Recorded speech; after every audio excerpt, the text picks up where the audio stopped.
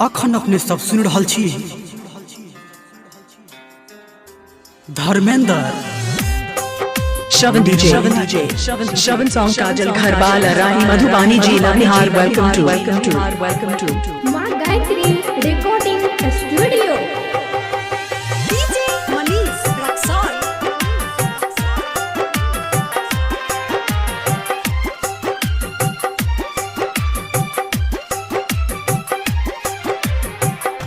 दिल तू लगा बैले फिर Sarvan Diwana Gharbala Rahi हाँ दिल तू लगा बैले फिर से न आई है अब जो जो जोगे पगली भूला तू जई है अब जो जो जो नग पगली भूला तू जई है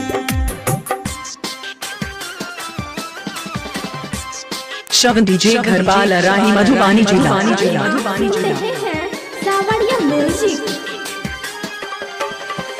DJ Manish Raksol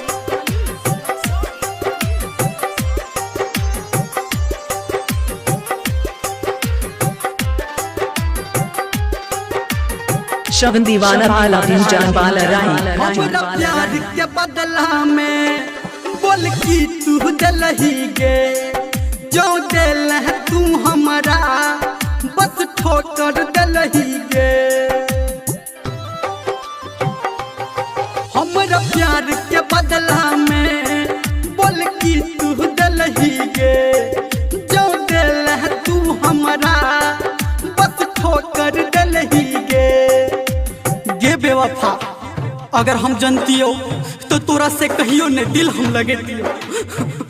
याद तू की करबा है गे हमारा बिसरी है अब जो जो जो गे पगली भूला तू जई है अब जो जो जो गे पगली भूला तू जई है Shavan Diwana mobile number 895-6121-696.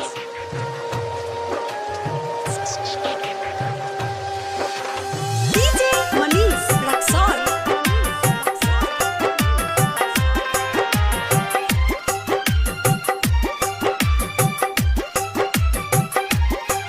तू प्रीत छला हमर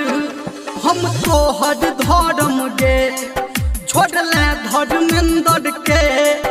केले कौन तू करम गे तू प्रीत छला हमर हम तोहर धर्म गे छोड़ले तू धर्मेंद्र के केले कौन तू करम गे गे जान कोना भुला दिलही वादा बोलना Shavan DJ, welcome to Bala Rahi. जल्दी भेजई है अब जो जो जो गे पगली भूला तू जई है अब जो Shavan DJ, जो गे पगली welcome to Bala Rahi. दिल तू लगा बैले फिर से न आई है अब जो जो जो गे पगली भूला तू जई है अब जो जो Shavan DJ, welcome to Bala Rahi. Shavan Diwana mobile number 895-6121-696.